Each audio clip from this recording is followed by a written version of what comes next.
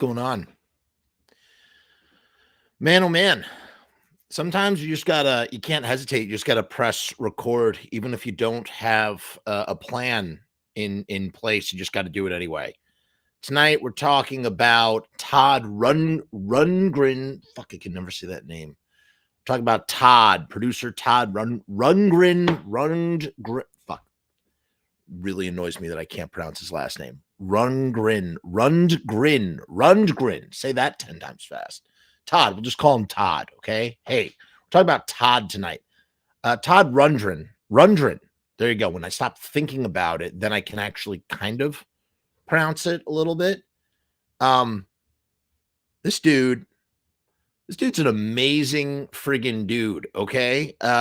He's a prog rock guy who got his start with a band called Nas or the Nas or something. I'm not familiar with the Nas, but he kind of like, it's funny, you never really hear about Todd Rundgren for his career. You hear about him based on whatever it was that he was doing with other musicians, and he is the producer responsible for two incredibly important records, one of which is one of the best-selling albums of all time, and one of which is a staple of punk rock. The foundation of punk rock is laid with this record that Todd produced. And it's funny because he would actually go back, 4 decades later, he would produce the same band, and that is the New York Dolls. He produced the self-titled record and their final record, Because I Said So. So he kind of bookends the New York Dolls recording career, at least, which I think is pretty cool, actually, all things considered. So yeah, and he's had brushes with Beatles and just all sorts of people. So we're just gonna kind of jump around and talk about that. That's basically what we're gonna do. I am not. Oh shit! I already have that. Whatever. It is what it is. I already had it pinned. See, I wasn't gonna do this show tonight, and I was like, nope. You've been putting off this show for too long. Press record. Press broadcast. So I did. I just did it without hesitation. Now here we are. We're live on the internet. There's no choice but to do. Sometimes you need to just push yourself off a cliff. Okay. All right. I lose my nerve and I'm like, I can't talk about this. What am I going to say? And then I figure out how to say it. So let's talk about Todd and the Beatles first and foremost. Well, hold on. Who is Todd Rundgren as a producer? He was with a band called the Nas, and he, keyed in on recording technology, and that impressed this guy, Michael Friedman, who was the assistant to the manager and the publicist, John Kurland, who worked for the Nas. And eventually, Todd quit the band, and he had been studying to be a computer programmer up to that point. And instead he figured, I'm going to get keyed in on this recording technology. And instead I'm going to go to New York City and I'm going to figure things out in New York. And that's basically what he did, through some connections with this guy. There was this guy, Albert Grossman. Okay. And Grossman, he was the manager of many different folk and folk rock artists and bands. And that included Bob Dylan, the band, Janis Joplin, Peter, Paul and Mary, Gordon Lightfoot, stuff like that. And he was also a founder of a record label, Ampex Records, as well as Beardsville Studios. And that's in upstate New York, in Woodstock, New York, where Woodstock 69 happened. In any case, he ended up getting connected through there. And Todd, he started engineering stuff and eventually moved his way up to being a producer, And the thing is that Todd, really began to enjoy working for this guy, Grossman, because Grossman kind of gave Todd a lot of autonomy. He allowed him to be he was hands off, and that allowed Todd the freedom to kind of explore, his different sensibilities. And, eventually he would he ended up rubbing elbows with all sorts of people as a result. Um, he also developed a particular approach to producing.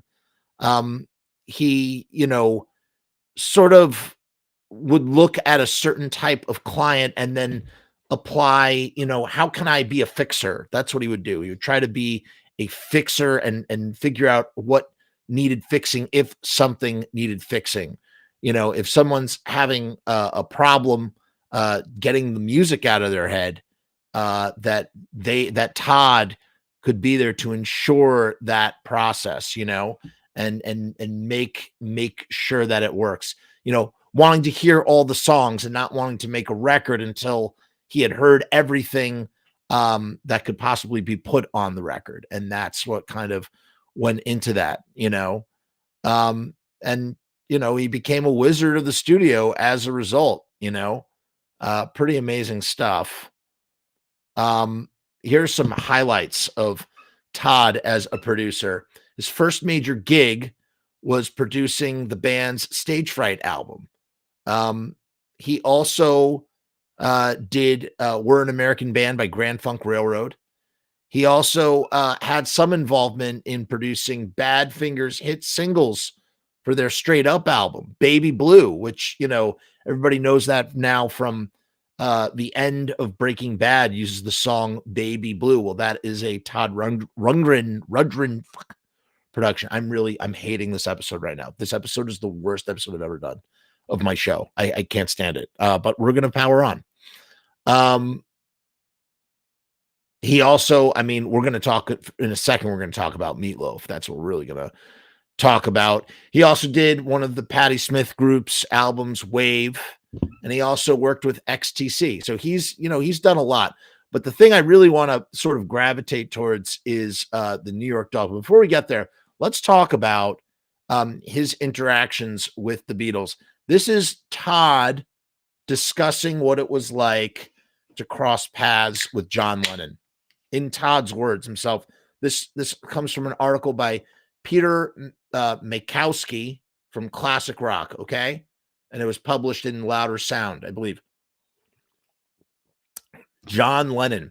I met John Lennon in a place called the Rainbow in Los Angeles during his carousing days with Harry Nilsson. So this would have been 1974 out in LA during an 18-month period where Lennon took up with May Pang, who was his assistant with Yoko Ono. He split from Yoko and he went out to LA, and that's when he was rubbing elbows with a group known as the Hollywood Vampires, which included Harry Nilsson as well as Alice Cooper. He was hanging out with Paul McCartney and Ringo Starr and Keith Moon. And, this was the time where it was looking like it could have been quite possible that the Beatles might have gotten back together. John was sitting in a booth and someone introduced me to him. I said hi, but had no conversation. I wasn't loaded enough. There was only the face-to-face experience I had with him. But there was this infamous exchange we had through a British music paper, The Melody Maker. Someone interviewed me when I was in England, and I'm not exactly sure how John's name came up, but the context was to do with his credibility as a revolutionary. John's antics were fairly well publicized at the time. He was going out every night and getting drunk, and then on one particular incident where he got into an altercation with a waitress and apparently was wearing a Kotex tampon on his head and acting somewhat bored. So what John would do, John was a nasty, horrible drunk, and he loved to drink something called a brandy Alexander, which was milk and brandy. That was his drink of choice when he was hanging out with Harry Nilsson. And in terms of John, this idea of John being a revolutionary, it seemed that, he put out a slew of records, before he did the rock and roll album and kind of disappeared into his house husband phase. He was taking up every cause conceivable, every, Sunday Bloody Sunday, just all these different Attica, Free John Sinclair, all these different causes, and which also rubbed Paul McCartney the wrong way. And Paul McCartney actually sort of fired at him. Too Many People, the song off of Ram, is all about John and, taking up causes and taking his lucky break and breaking it into. It's kind of like the most friendly diss that could ever be had. And then John, of course, responded with the most acerbic, like soul crushing thing that he could write about his former partner. How do you sleep? And of course, he had George Harrison play slide guitar on it, which was, wow, what a thing. And I'm not sure if Ringo played drums on that. Ringo might have played drums on that. I know Ringo wasn't happy with the way that John was going on about Paul at that time. In any case, getting back to Todd here, Todd says, my opinion at the time was that if you're going to encourage people to change the world, you have to have a certain amount of personal credibility. And if you start going backwards and abusing women when ostensibly you're supposed to be a feminist, it's time to either be just what you are or drop the revolutionary shtick and clean up your act. So this started a whole faux conflict between us. His take on it, as his take was on just about everything in those days, because he and Yoko were involved in this primal scream therapy, which he had gotten into in his music. That was actually earlier. That was a lot earlier. That was in 1969 going into 70, or John had really checked out of the Beatles by September of 1969. And they met up with this guy, I forget his name, begins with an A, and they did the primal scream therapy. And out of that came John's masterpiece, if his solo masterpiece record, Plastic Ono Band, which is just a flawless record from top to bottom. And you can hear on songs like Mother and Well, you hear that sort of concept of the primal scream therapy. So yeah, he's saying that had gotten into his music, the primal scream therapy got into his music, was that he attributed my commentary down to some issues I might be having with my father. Anything that happened at that time, John attributed down to some infantile issues. Apparently, after he was assassinated, the police found a copy of one of my albums in the hotel Mark Chapman was staying at. I never had any contact with him. I don't believe there's any evidence that little spat me and John had any effect on Mark Chapman at all. I'm not even sure he knew about it. Mark Chapman, supposedly the thing that really kind of ignited Mark Chapman's fixation with John Lennon was Imagine, the song Imagine, and that is what kind of sparked everything. And that's kind of, I don't know, that was kind of a nothing burger, if I'm being honest. It wasn't that interesting. I thought that was going to be more interesting than it was. Sometimes I don't pre-read these articles. I just kind of go into it blind so I could like react more, authentically. And that was kind of a nothing burger. Let's see what he says about Ringo Starr. So here's Todd Rundgren's take on Ringo Starr, his interactions with Ringo Starr. Here he is pictured with Ringo in the All-Star Band in 2012. Ringo was the most approachable of all the Beatles.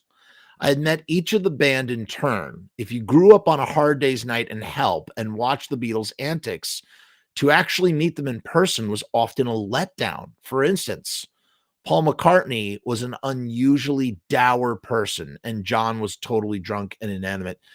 I really think that's unfair. I think that's unfair of Todd, but I can't, listen, he was had the interactions, not me. George and I met very briefly when I was producing a Badfinger album, and that's when he was doing Baby Blue. You'd expected cleverness and a happy-go-lucky demeanor, but because of the image they had projected up until the point they broke up, you expected cleverness and a happy-go-lucky demeanor because of the image they projected until the point that they broke up. The only one who seemed to have recovered from any of the effects of that was Ringo. He did the music for fun. He didn't feel like there was some burden to it. He just liked to play. Any opportunity to sing was fine, but I never saw him have any pretense that he was building some giant musical legacy. It's interesting, actually. A lot of people slag on Ringo, like musically. Oh, he's not a great drummer, blah, blah. But his place within the Beatles comes from a great place of kind of like security, no pretense, no anything, just quiet, stoic, funny, friends with everybody. Like, this is like what I get.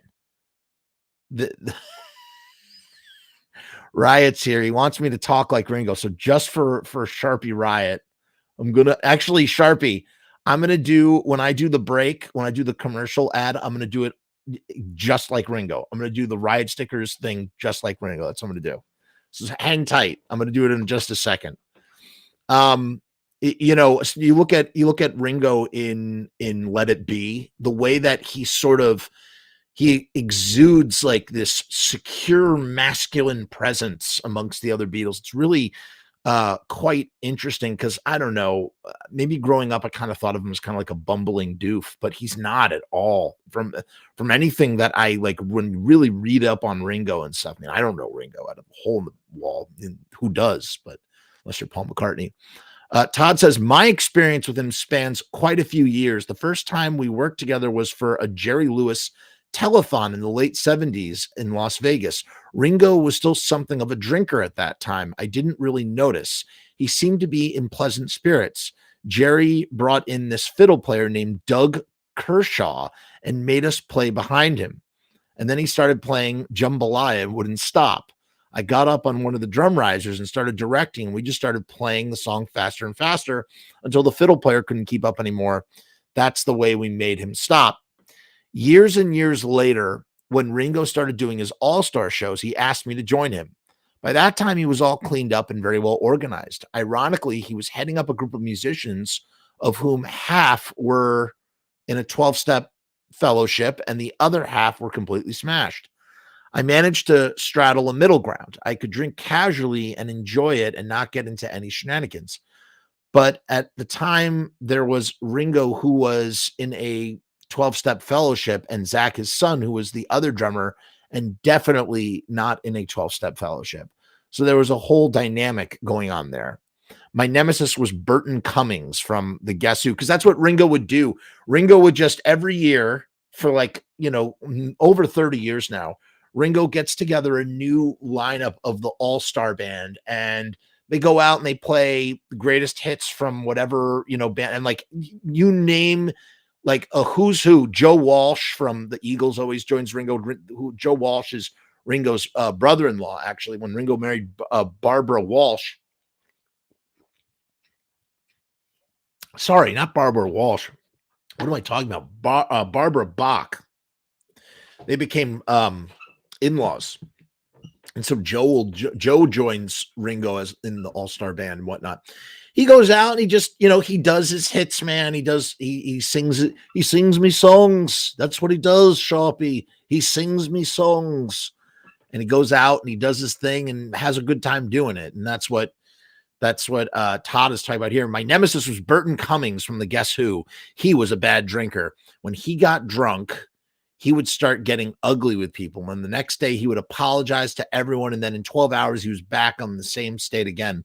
He was a good example of what not to do. Joe Walsh was also pretty toxic at the time.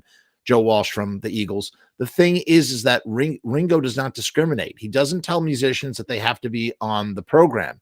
It just so happens that every tour I've been on, there's always somebody who doesn't know where to draw the line. I'm not going to go into Sparks. I don't know much about Sparks. I don't really care to read about them. Here's what he says about the New York Dolls. This is what I really want to talk about, the New York Dolls. It's amazing that he produced this record. The record came out. I always thought the record came out in 72, but I guess it came out in 73. I always think that the Dolls got their start in 1970, but they really got their start in 1971. Jerry Nolan joins the Dolls in 1972 after Billy dies of an overdose. And they didn't record that first record until I guess 73, although I thought it was 72. And then 2 years later, they did Too Much Too Soon. And then they were under new management with Malcolm McLaren, who put them in red leather and made them tour the South. And that was right before he started up doing the Pistols. This is what Todd has to say about the New York Dolls. In a sense, what they did was anti-musical. And at the time, I recognized that this was the necessary cyclical thing in music.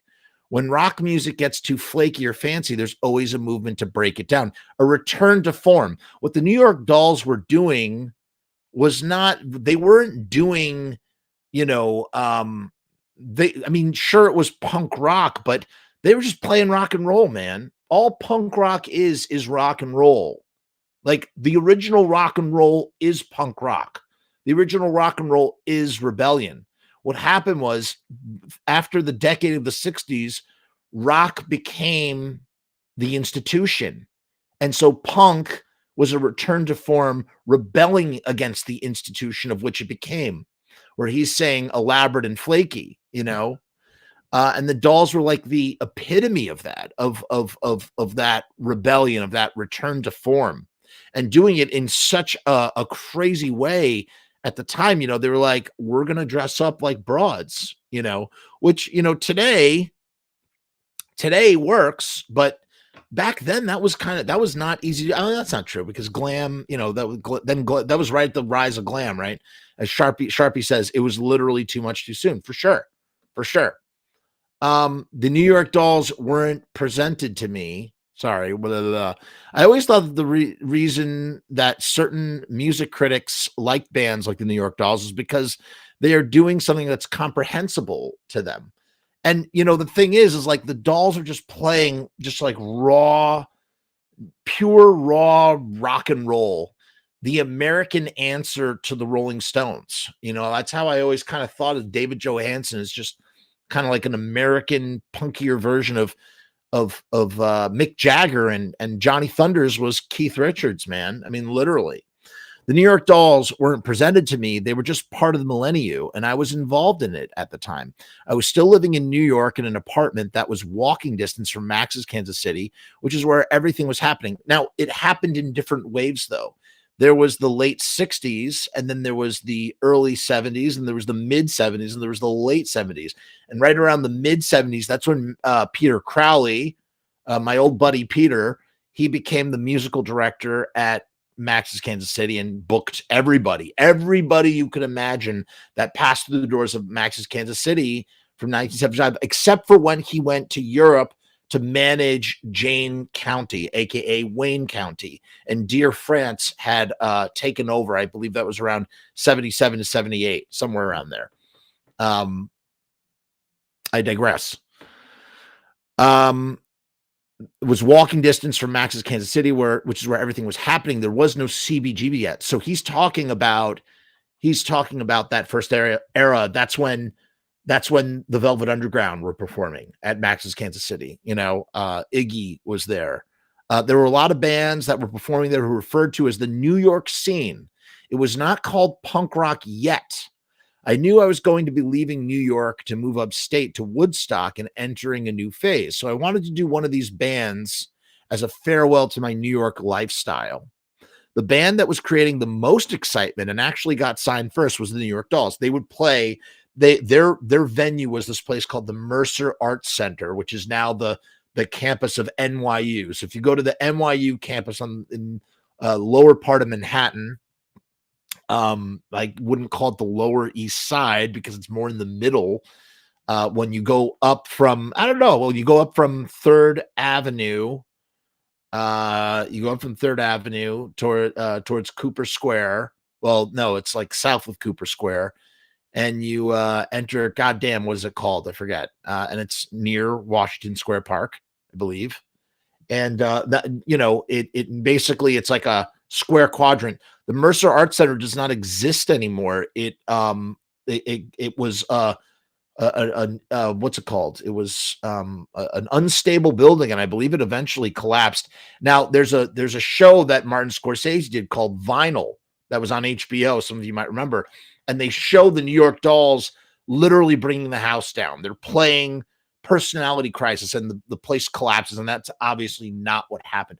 But the Dolls used to play the Mercer Arts Center, and that's where they kind of got their start. And they really became like, the center of this movement, the talk of the town, the cat's meow, in that kind of way. Todd says, I was such a fixture on the scene and was having wild success with my production work. It was a logical step for me to work with them. I went to see the band play a couple of times and met up with them, and knew that there were certain members with whom the musical responsibility lay. And then there were the guys who were living the dream. That's really interesting. And I'm very curious to hear who that was. Looking back on it, he's about to answer that right now. Looking back on it, I'd have looking back on it and having had recent experience of working with them on the record, "'Cause I Said So," that's what he's referring to, that part of it hasn't changed. So there you go. Sylvain and David Johansen were shouldering most of the burden. And what's interesting is David Johansen and Sylvain were the nucleus, man. They were the nucleus that sort of endured from the very beginning all the way to the very end. And now poor David Johansen is struggling with his health, and it seems like the end for Dave, and he's the last member of the New York Dolls. Everybody else is gone. I mean, you have the other guys. It's funny, Steve Conte, who kind of became the Johnny Thunders when they reunited. I did an interview with him, and it's just it was a very poor quality interview, and I just haven't had the chance to really try and improve the quality. And I've just been sitting on this interview with Steve, and we talked about his experience working with the New York Dolls, and I really need to get that out there. I believe he talks about working with Todd, if I'm not mistaken, in Hawaii of all places. In any case, Todd is claiming that those who were musically responsible were Sylvain and David Johansen, and it's interesting because those are the two dudes who I don't think they were, either one of them was ever on dope like the rest of the band. Arthur Killer Kane, the bass player, he was on dope. Jerry Nolan, of course, was on dope, and Johnny Thunders is like the patron saint junkie who I believe first tied it on with Iggy Pop, who was his like idol. Could be wrong about that. I'm just saying that off the top of my head. So take that with a grain of salt. And what's interesting is that David and Sylvain, even after everything imploded in Florida, because what happened was Johnny Thunders and Jerry Nolan left the band because they needed dope and they couldn't get it down where they were, and they left. And when they came back up, they formed the Heartbreakers with Richard Hell and God, who else was in the band? It was Richard Hell, Johnny Thunders, Jerry Nolan. Who the hell was the third? And Walter Lure, my old buddy Walter Lure. And then Richard Hell left, and Billy Rath came, who I got to know at the end of his life. Go check out my video about the final days of Billy Rath, where we talk about him and his band, the Street Pirates. In any case, so after all those guys had left, David and Sylvain carried on with the New York Dolls name all the way up till 1976. And then David Johansen, started the David Johansen Project, or, he just solo career. And Sylvain played guitar in that band too at times. So, in a way that kind of always canonized those David Johansen records as kind of being almost like New York Dolls records in a sense. Especially because when the band returned, besides Arthur Killer Kane, who passed away shortly after the reunion in 2004, the nucleus remained intact of Sylvain and David Joe. So in a way, the New York Dolls reunion is, first of all, the New York Dolls reunion was incredibly successful. That first record, It Will Please Us to Remember This Someday or whatever, was an incredible reunion record. And the two follow-ups are so a mixed bag. But that first record was just, Dance Like a Monkey, just unbelievable. Tommy Says, great songs. And it was a true continuation of New York Dolls. And yeah, it was great. Chris, I'm glad you love the channel. Riot Sharpie says, Steve Conte and Yaffa were the perfect people to be part of the Reform band. Sorry. Conte and Yaffa were the perfect people to be part of the Reform band. Poor Dave. Yeah, man. For real. Dude, I didn't know you were down with that first reunion record, man. It really is. It's so good. Dancing on the Lip of a Volcano, I think, is another track that's great. There's a great documentary about David Johansen that was on Showtime.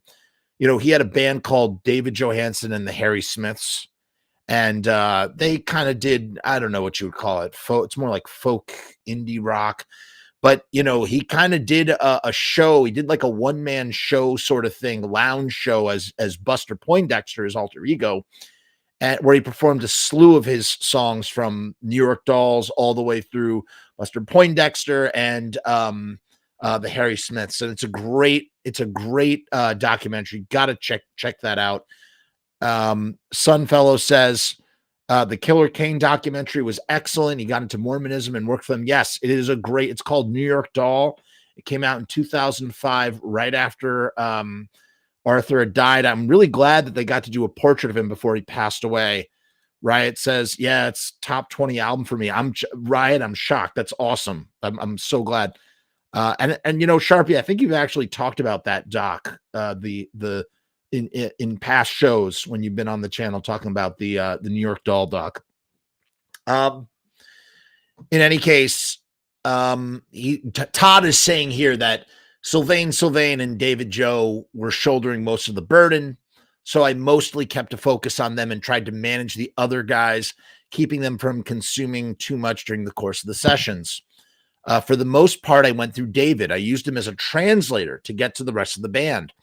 The challenge of making the record, so it came out in 73, was that the control room was a freaking circus and everyone wanted to know what was going on with the New York Dolls, the critics' favorite band. I was pretty sober throughout the entire thing. My only working drug was pot. While these guys would smoke pot, they would also do everything else. The session involved politics, psychology, and crowd control. At a certain point, I had to surrender the process and accept that the surrounding insanity was going to be a part of the character of the record. And it's a masterpiece. The self-titled record is a masterpiece. Just an incredible, incredible record. And the New York Dolls were like the perfect, parallel to, a solar flare, like a flare. They burned bright and hot in an incredibly short amount of time, and then they fizzled out just as quickly. I'm going to take a moment to talk about I'm fucking sucking right now. I'm going to take a moment. I'm trying to do my best Ringo Starr, and I'm just not cutting it. Every time I think too hard about the impressions, I can't do them. I want to tell you about Riot stickers. This is Riot stickers. You go to riotstickers.com/Frumess. That's FRUMESS. You can get any one of me stickers. 1,000 stickers for $79. It's a real bargain. It's a real deal. I suck. Look, go to Riot Stickers. If you want to get stickers of Ringo Starr going, peace and love, just go to riotstickers.com/Frumess. That's FRUMESS. Or maybe you want to get the New York Dolls logo with some lipstick running through it. In tribute to those all the fallen dolls. You just go to riotstickers.com/Frumess. Sharpie Riot will set you up. Free shipping, $79, 1,000 stickers. That's like 7 cents per sticker. You can't go wrong with Riot stickers for all your stickering needs. These stickers they're vinyl. They're vinyl. You could even get an octopus if you want. Did you know I wrote a song about an octopus? It's called An Octopus's Garden. Did you know octopuses make gardens out of shiny little stone? I'm terrible. I suck. I really, really friggin' suck. Riotstickers.com/Frumess. That's what you got to do. I tried, Sharpie. I tried. Forgive me. I just shit in the bad.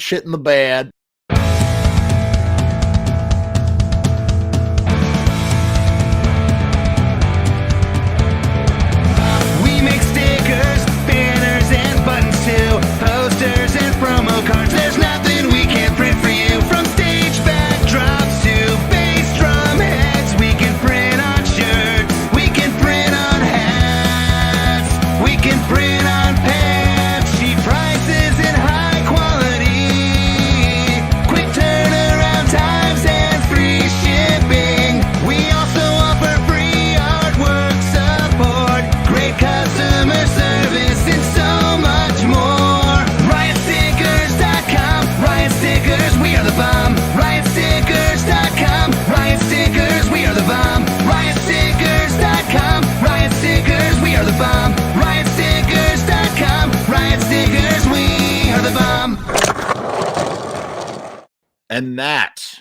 And that is a promise. Ha cha cha cha cha cha. All right, here's a little bit more on this is a little bit more here's a little bit more on freaking the New York Dolls, okay? Give me 1 second. Let me pull this back up.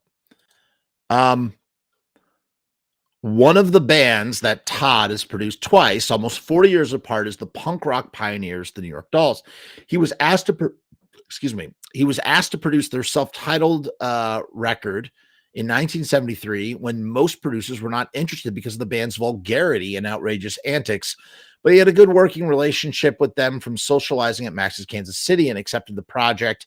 He managed to get them through the recording process despite their lax work ethic, but with limited time and budget, the band and the label rushed the mixes and cut corners on mastering. The album turned out to be a commercial failure, but well, at the time, but I mean, now it's lauded as a classic, but received universal critical acclaim and has been highly influential, causing Todd to quip that he had something to do with the anti-music movement. I mean, you can't deny that he didn't because he produced that record. He also did the band's fourth album, Because I Said So, in 2009, which had positive reviews, and that was the final record. Actually, no, I guess that was the second. They did one more after that. They did three reunion records. Hold on. He also says something else interesting about why he isn't producing anymore. In a video interview, why doesn't Todd Rundgren produce anymore? Why doesn't Todd produce anymore? In a video interview last year with Australia-based noise11.com, Todd explained that he no longer does many producing projects with other artists because the industry has changed from an album to a singles orientation, which is so true. I do it for myself, but I don't do it so much anymore for others because the whole thing has changed in a way. It used to be the album was the most important thing. The long arc of the record industry was first it was singles. And if you got enough singles out, then you had an album because you'd recorded a bunch of singles. Then the Beatles were the first so-called album artists. Sgt. Pepper was the first album that had no singles on it.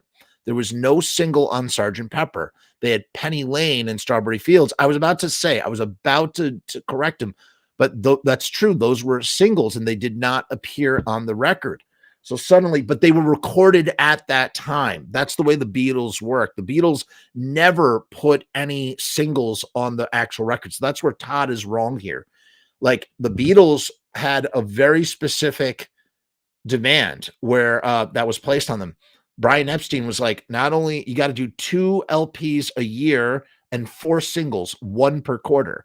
So every single that the Beatles did was never put on an LP. So they never, if you look at all of their singles, and that's why they put out the Past Masters compilations, because those were the collections of the singles, and trying to squeeze blood from the stone.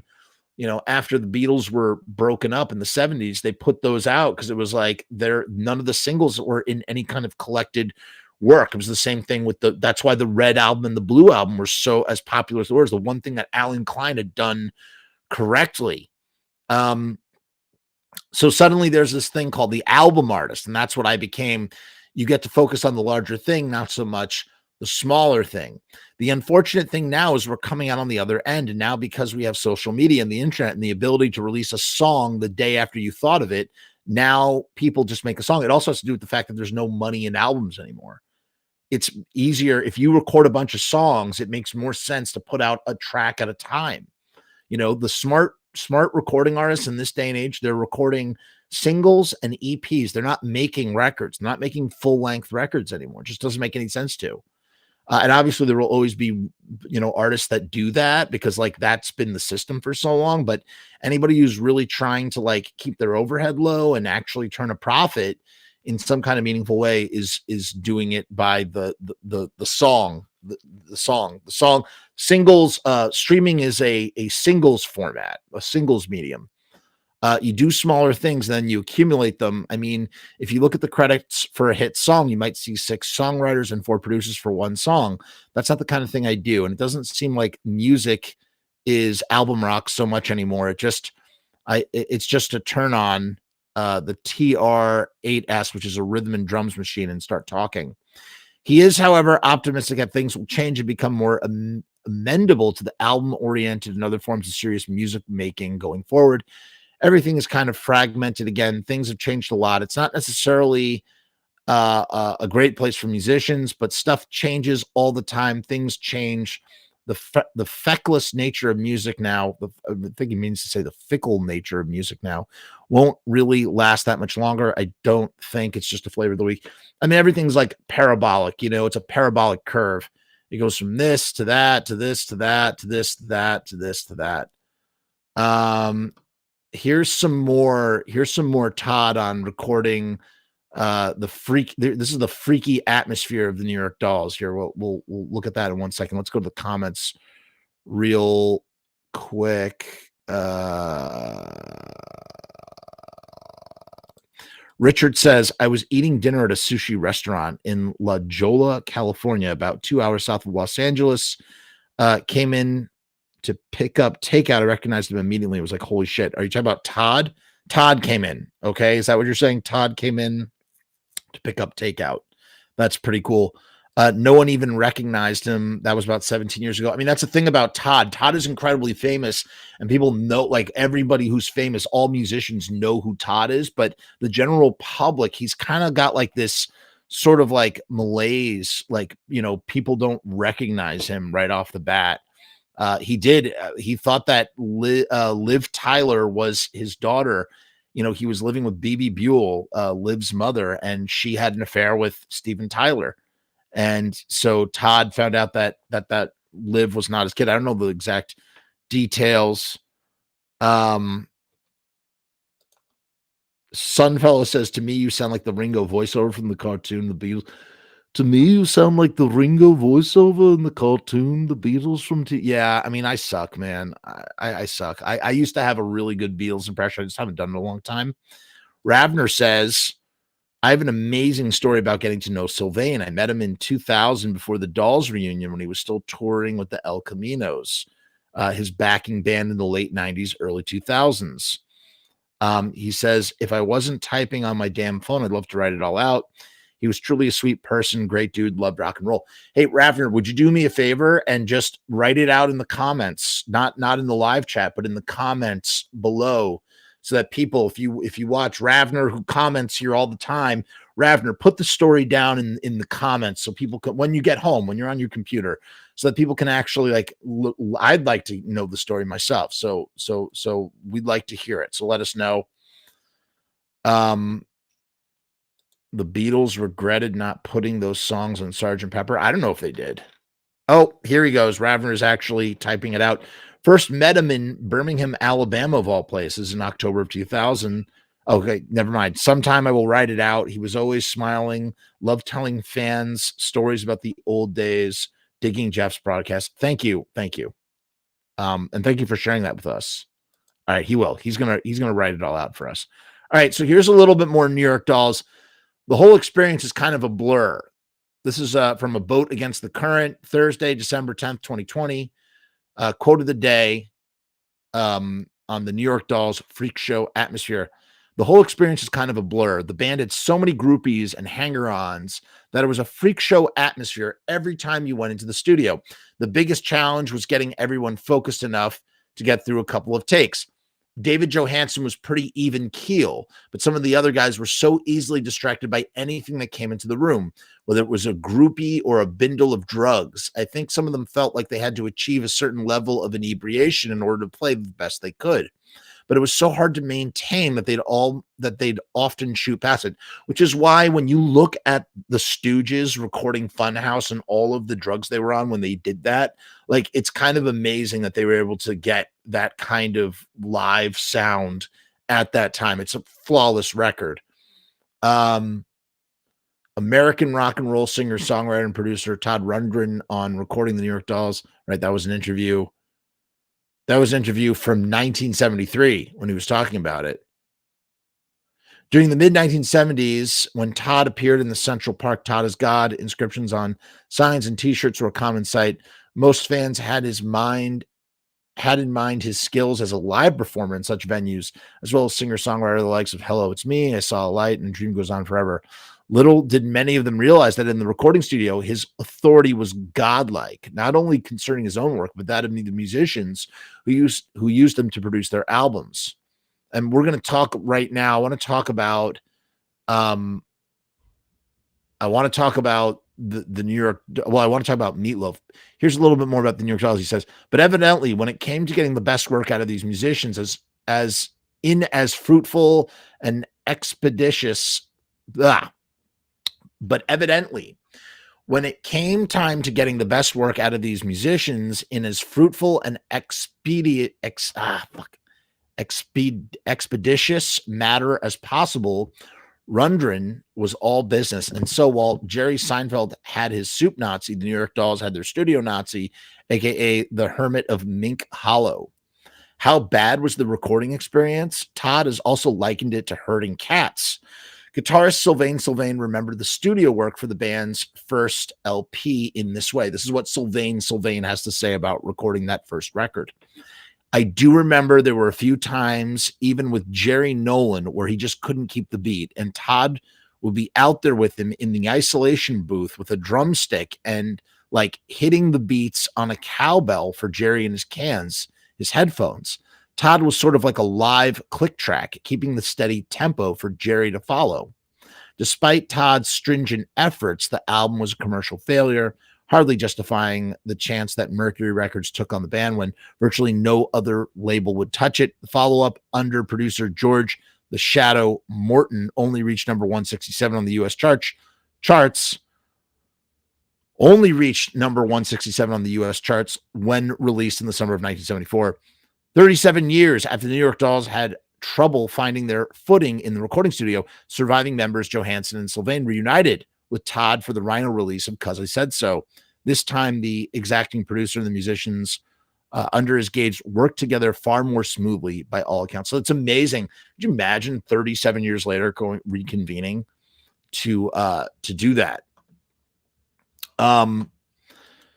So yeah, Bobby doesn't like talking about that anymore. He won't. I just had him on my show and we did not discuss that at all. I didn't bring it up because I knew it would upset him. He kind of wants to forget that ever happened. He's a big Beatles fan. He reveres the Beatles. I think he doesn't like talking about it.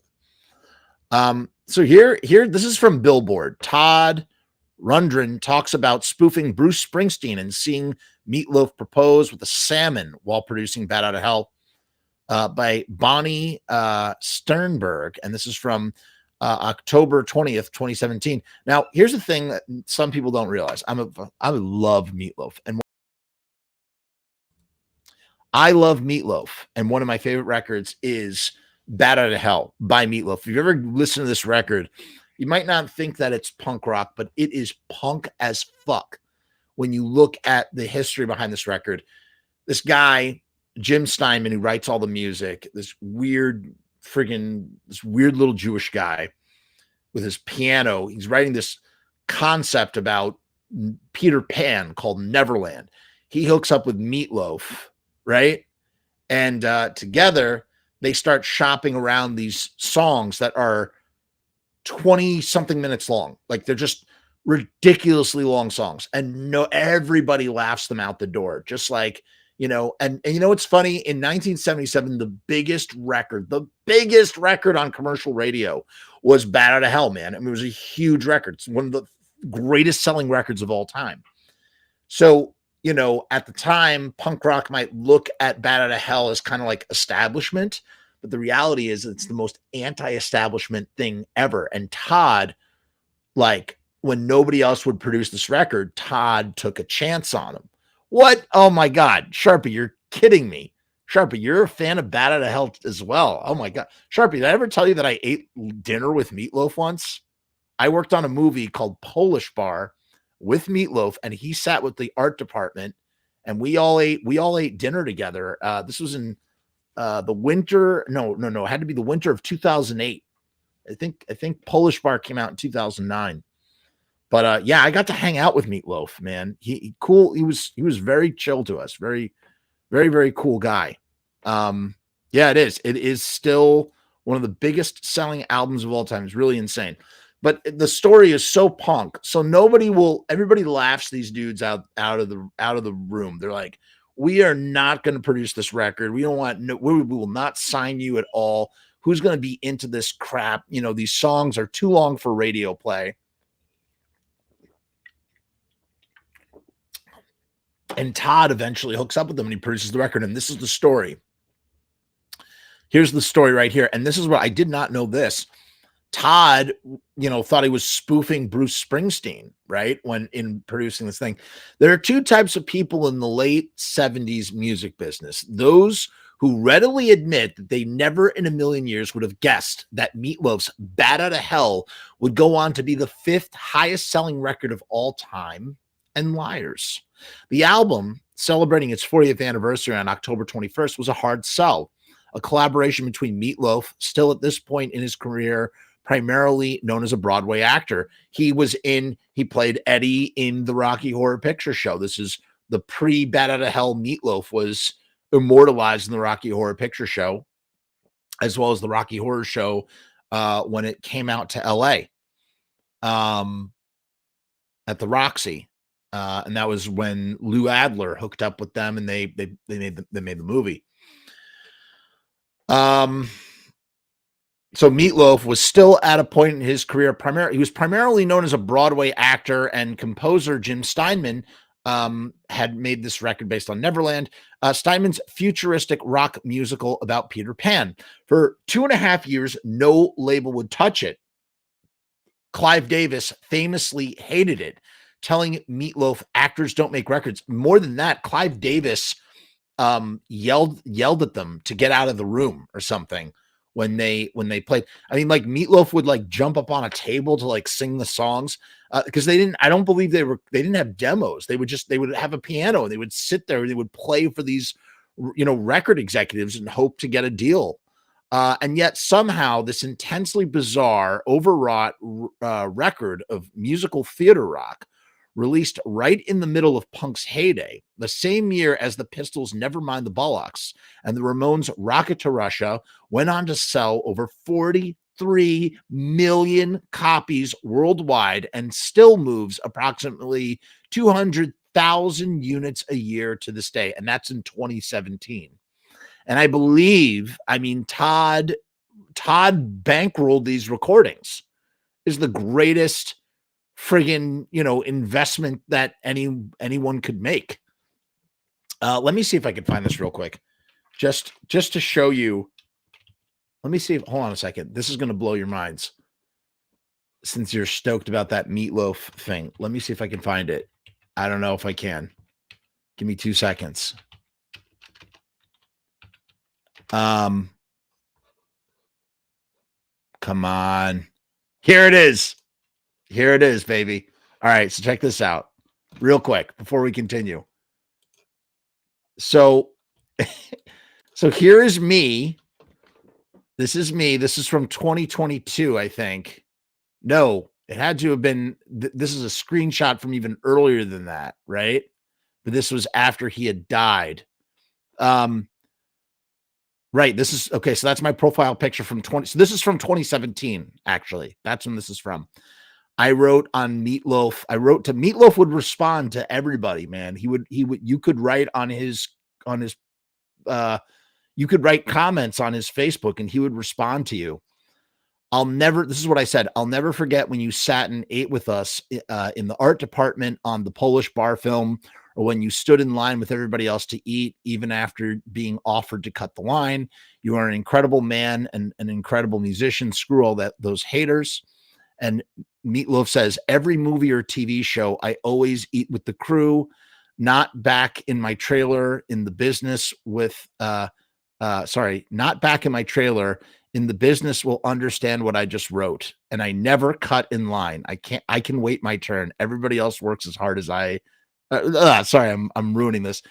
Meatloaf responded, every movie or TV show, I always eat with the crew, not back in my trailer in the business will understand what I just wrote, and never cut in line. I can wait my turn. Everyone else works as hard or harder than I do.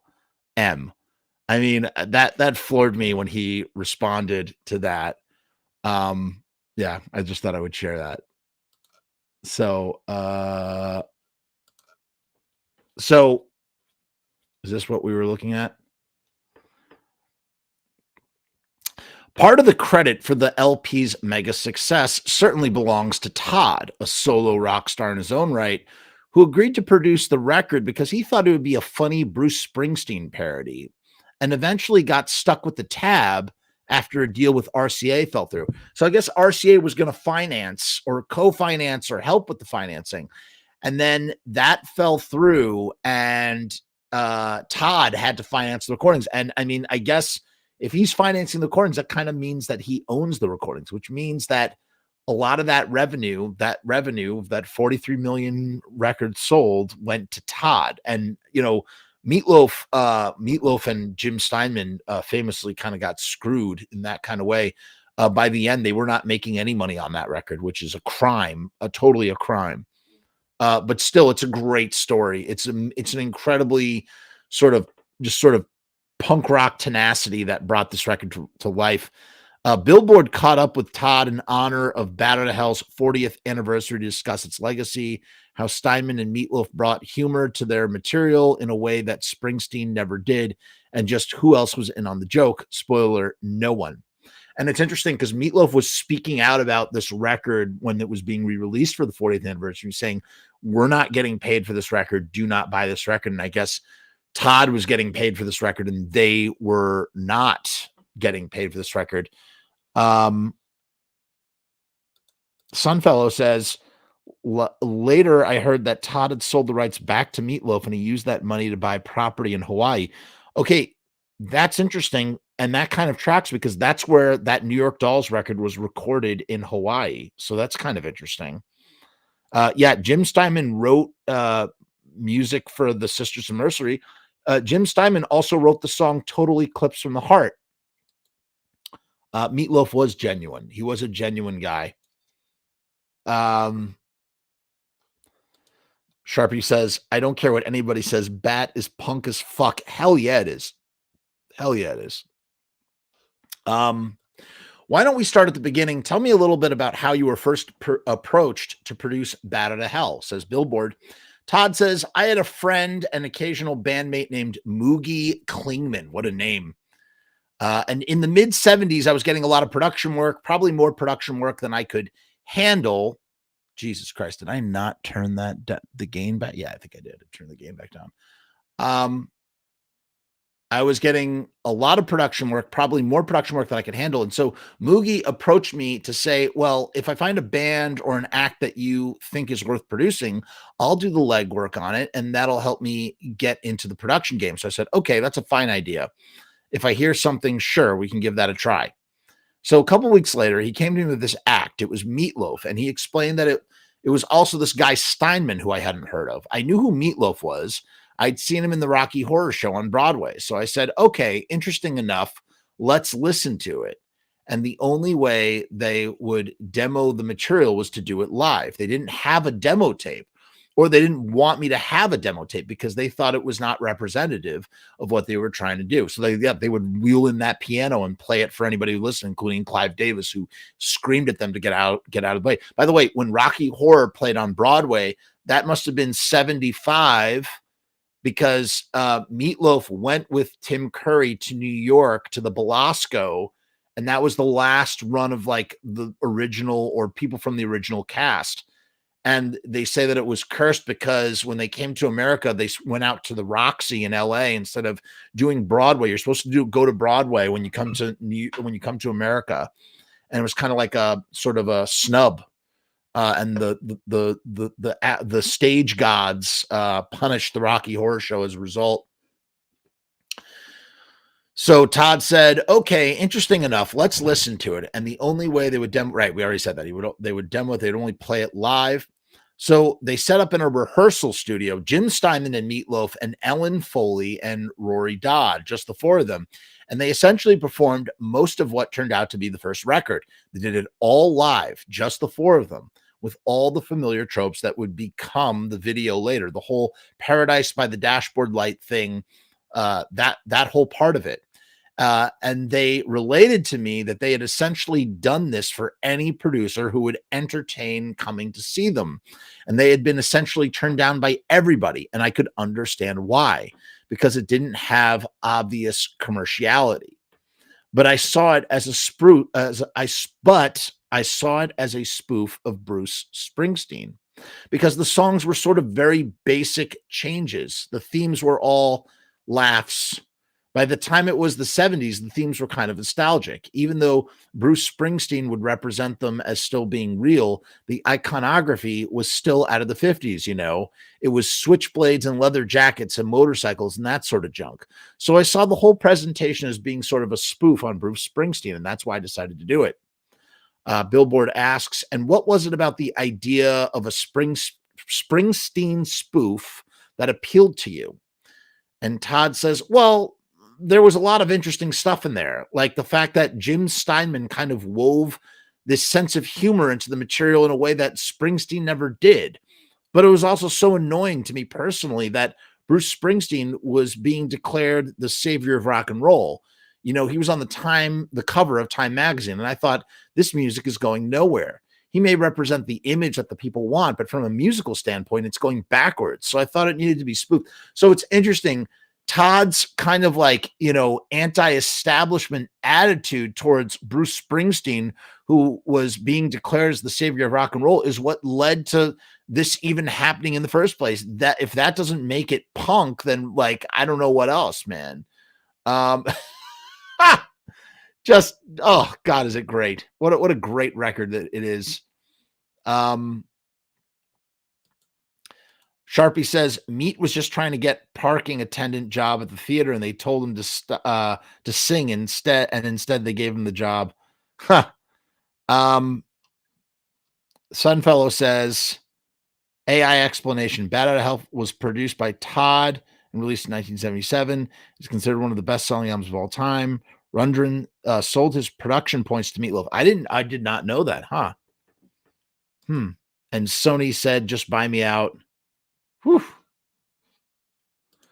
Billboard asked, did you discuss the idea of being a Springsteen spoof with Jim Steinman and Meatloaf at all? Were they in on it? Todd says, well, I don't know whether I use the term spoof, haha, but as it turns out, you know, Max Weinberg, who played for Bruce Springsteen, is the drummer for Bruce Springsteen, who also did a cover of Earth AD. Imagine Max Weinberg from the Bruce Springsteen E Street Band playing Misfits Earth AD, because that really happened. You can find it on YouTube. And Roy Bittan from the E Street Band wound up playing on the record.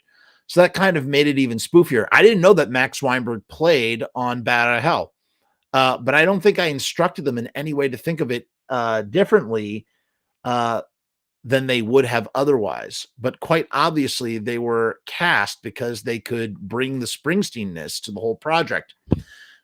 Billboard says, so the East Street Band guys weren't aware that they were being spoofed at all. Todd says nobody was aware that they were being spoofed. The reality is that everybody kind of puts the focus on Meatloaf, but everything's coming from Steinman. Meatloaf is essentially someone that Steinman cast in an imaginary musical that never got produced. So it isn't like a calculated attempt to break into radio or anything like that. It's really Steinman trying to realize his vision of a musical, a bet somewhat compromised from that original, because his original idea was to retell the story of Peter Pan. And that's kind of been the albatross. He keeps retrying to tell the story of Peter Pan in one form or another. And so just imagine Meatloaf as Peter Pan. I mean, it's like hilarious. It's hilarious when you think about it like that. Have you ever heard from Bruce Springsteen about the record? He must have an opinion on it. Asked Billboard. Todd says, I have not. I have not really had any communications with Bruce. I've run into him once or twice in a backstage situation, but we haven't really had much to talk about. So no, as far as I know, he's unaware of the fact that it's a spoof of him. Billboard asks, so there was a deal with RCA, and then there wasn't a deal with RCA. You wound up getting stuck with the bill. What happened there? Todd says, well, I don't know what happened on Meat's end. We went into the project ostensibly with a label to underwrite it, a subsidiary of RCA that was ironically called Utopia Records. And it was the day before we were going to actually start recording it. We rehearsed for about 10 days because we intended to do the record as close to live as possible. And Meatloaf comes to me and says, my label doesn't understand me and I want to get off my label. And I said, well, I'm not your manager. I may or may not have an opinion about it, but I can't advise you on it. That's something your manager should do. Uh-oh, we just lost our place. Why is this thing acting so dumb? It keeps like jumping on me. Oh, here we go. But he, Meatloaf, made that decision, and suddenly I'm scrambling to figure it out. We're already in the hole, meaning like, we're already, a lot of money has been invested in this thing, right? I don't know whether RCA picked up the rehearsal cost, but we're about to go into the studio. So I went to Bearsville and I said, if you will pay for the rest of this production, you'll get the right of first refusal, and otherwise you will charge it to me. And in the end, they turned the record down, and Warner, who was distributing them, also turned the record down. So I essentially had this big red item on my debit sheet, and they went off to find someone to actually pick up the record and distribute it. And that took like 6 months or so. Just like during the auditions, everybody turned them down because nobody heard it, at least the way I heard it. It's amazing that Todd was able to see, he was able to hear what they were trying to do. You know what I mean? But they finally found out a guy with a small label that was distributed by a large label, Steve Popovich at Cleveland International Records, who was distributed by Epic, I think. And he had one other artist, Ian Hunter, I believe it was. So he was looking to fill out his roster anyway. And for some reason, he believed in the idea. And I took on the distribution of the record. What that meant was that he took over the actual debt of making the record. That's what I was looking for at. That's what I was looking for at that point. But I didn't expect much more than that. I was hoping that that would be the worst that would happen to me. Haha. So Steve Popovich just believed in the record in a way that nobody else did and stayed on it and didn't give up on it. And that's ultimately one significant factor in the success of the record. So Steve Popovich is the real reason why Bat Out of Hell is what it is. So those 6 months of looking for someone to get behind the record, did that change your approach at all? Now that you're all of a sudden very invested in its success? Todd says, I kind of forgot about it. I moved on to other things. I thought, I hope they'll find distribution, but I was doing pretty well production-wise. And it wasn't going to kill me if I had to eat the cost of production. But I've never been successful to marketing aspects. There have always been bands. God damn it, this keeps screwing on me.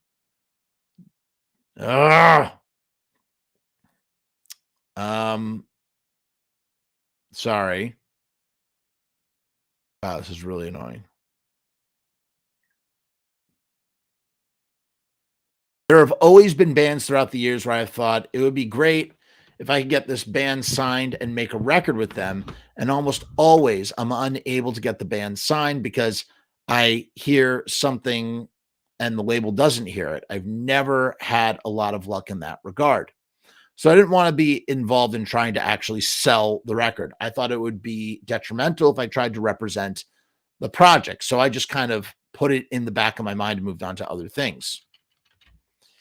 Tell me a little bit about the story behind your solo of Bat Out of Hell. You did that in one take. All right, this is an amazing story. I watched, they used to have this DVD series called Classic Albums, and I watched the one about Bat Out of Hell, and I had this story sends chills up my spine. Todd says, well, we were attempting to do everything in one take. We were always trying to do it as live as possible. And I don't remember whether I did it while we were doing the take or overdubbed it later. I'm pretty sure that the parts of it, particularly the motorcycle-y part of it, that had to be an overdub because we weren't going to slow the session down for me to start messing around and experimenting with my guitar to try and make it sound like a motorcycle. So that aspect of it, I'm pretty sure was an overdub. But all the little solo bits throughout the song, the little punctuating things that came between the vocal lines, those were all done live. Now here's what Todd is referring to. What they didn't mention is they wanted the sound. If you listen to Bat Out of Hell, they wanted the sound of a motorcycle And to do that would have, at the time, you couldn't go to the internet and download motorcycle SFX. And if you didn't have a music library, what were you going to do? So Todd, the way that it's told in this documentary that I watched, separate from this Billboard article, Todd plugged his guitar directly into the console. He flips a bunch of dials and switches and, filters and whatever. And he does that. The revving of the motorcycle that you hear in the song is actually his guitar. It's not a motorcycle. And it sounds like a guitar, but it sounds like a motorcycle. It's amazing. It's unbelievable. Put this on pause, or when you're done listening to this, go listen to the song Bat Out of Hell, listen to that rev, and it will blow your mind. Phil Rizzuto claimed that he had never known that his play-by-play part on Paradise by the Dashboard Light was about SEX. You must have been there when he was recording his part. Did he really not know? Todd says, yeah, well, he never listened to the song. He didn't have any idea what the song was about at all. It's an innuendo for getting it on in the backseat of a car, Paradise by the Dashboard Light. So not surprising that he would not have understood that he was actually narrating something besides a baseball game. Haha. But that, again, was a perverse idea that Jim Steinman came up with, because he did not know enough about baseball to think of Phil Rizzuto. I remember Phil Rizzuto as the spokesperson for the Money Store. And so I didn't understand why Steinman was willing to spend $5,000 to have this guy read the play-by-play. But ultimately, it was a gag that put the whole thing over the top. Videos obviously being such an important part of your career, and video is sort of what pushed this record over the edge and got people excited about it. What do you think it is about these visuals that drew people to the material? Todd says, well, the first video was Paradise by the Dashboard Light, and that was the second factor that went into making the record such a success. The first factor was, of course, that Steve Popovich committed himself fully to the record, and since he didn't have a lot of other artists to worry about, he could apply the full force of the label in one record. So he put out a single and nothing happened, and then he put out and nothing happened. And it wasn't until the third single that he started to get some radio play. So part of it was his persistence. He didn't give up on the first two singles. He didn't give up after the first two singles didn't go anywhere, which is kind of amazing, because at that point you would imagine that they would have thrown in the towel. But yeah, I don't know.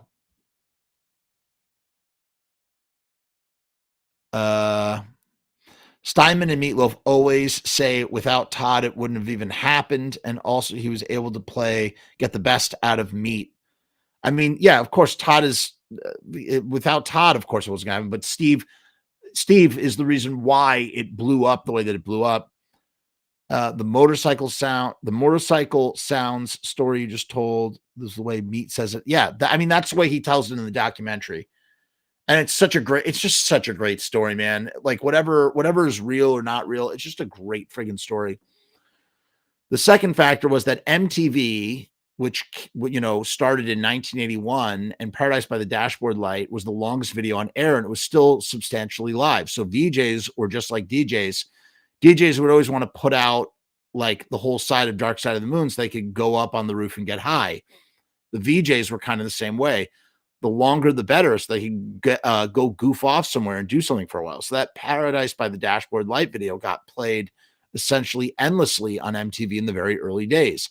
And the third factor was that they toured relentlessly. They just played everywhere, to the point where Meatloaf actually damaged his voice.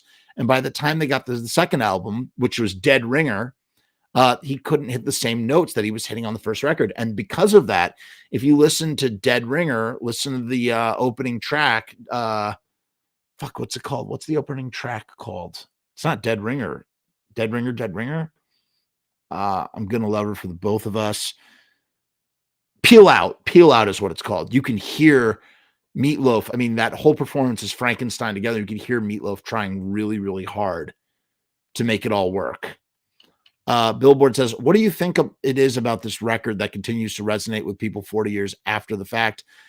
And Todd says, well, I think another thing that people overlook is that there's a cultural aspect of it that wasn't as well represented in the United States as it was in other countries. In other words, Bat Out of Hell eventually went off the charts in the US. Bat Out of Hell stayed on the charts in England for 20 years, and similarly in Australia. And it seemed like in those countries, England, Australia, and Germany, all have this sort of romantic view of the United States in the 1950s. You know, the Teddy Boys in England, they dress like Marlon Brando. They dress up in leather and they drive their motorcycles around and dress in that sort of 50s Elvis style clothes well into the 70s and 80s. And so that sort of glamorized this era in American music in a way that Americans did not. Actually, we were more interested in English music, the Beatles and stuff like that. So it's he is really dialed into the legacy, and it's interesting. Todd says, so I think those countries just found this romantic vision of America in the 50s in that music. And every time they listened to it, it transported them not back to their own countries, but it transported them to America in the 50s. Jim Steinman did an interview where he said, watching Todd create background vocals has got to be one of the most thrilling experiences you can ever hear in music.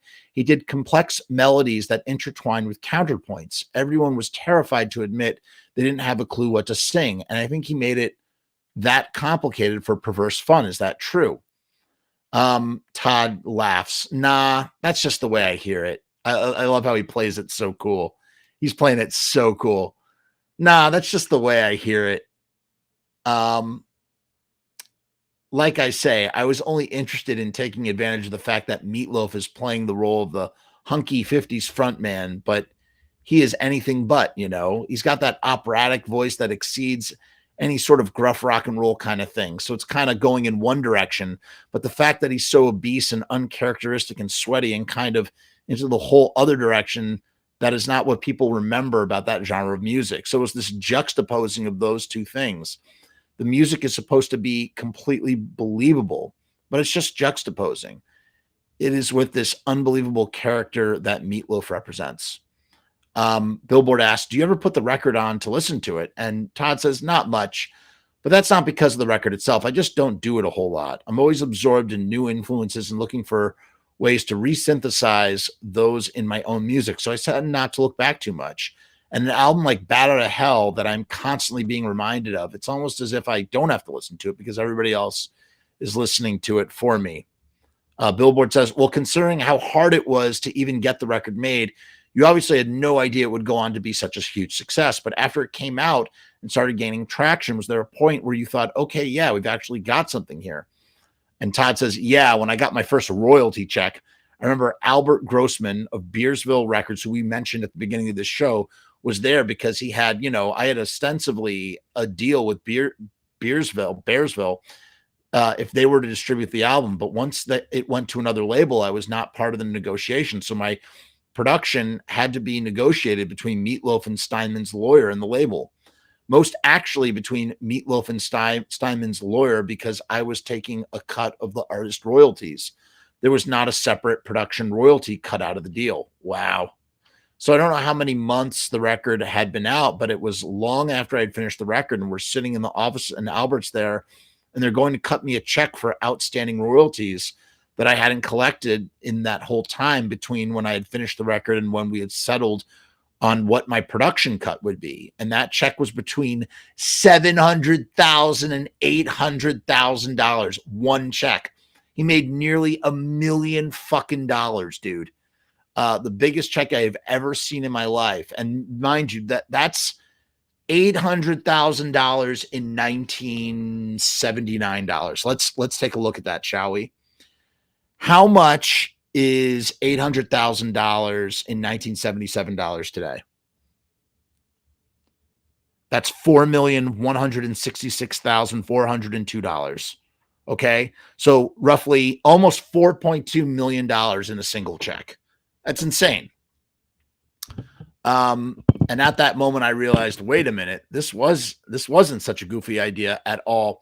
Billboard says, when looking back on the experience, is there a particular memory that you remember most fondly? He says, well, one of the things I look most fondly on is unrelated actually to the record. It was Meatloaf proposing to his wife. We were up at Bearsville, and there was a secretary at Bearsville Records, Leslie, and Meatloaf kind of fell for her. She was a pretty girl, and he fell for her. And I remember when he kind of did his first big move on her we were in the Bear Cafe and he had a package that he had brought up from New York and presented it to her. It was a whole giant salmon. Meatloaf proposes with a salmon. Oh, do I love this story. And it was as if a bear had proposed to his mate instead of a ring, a salmon. That is like the most romantic thing I have ever heard. And they did indeed get married. They got married in my house. And that's a whole other story because it was just a funny scene in which the priest who married them was so old, he couldn't tell the difference between them. So he looked at Leslie and he said, "Do you, Marvin, take Leslie as your lawful wedded wife?" And the guy next to him had to whisper everything into his ear. It was such a sight. And that's it. That's the end. That's the show tonight. I'm not, that show kind of sucked. Not my best work. I hope you enjoyed it as much as one could. And we'll be back real soon. I got to tell you, I had a whole surprise show that was supposed to drop, and due to some legal stuff, I can't. And therefore, we're reconfiguring everything. So stay tuned. Bobby Steele, he recorded a show that's going to be out soon. I'm working on the Bobby Steele show, and there'll be a John Christ show coming very, very soon as well. Keep your eyes peeled for more guests and whatnot. Thank you so much. Subscribe. Check out the Patreon, YouTube memberships. Remember, riotstickers.com. That's the place to go for your stickers. We'll see you next time. Peace, hair grease, and all the rest. Achoo.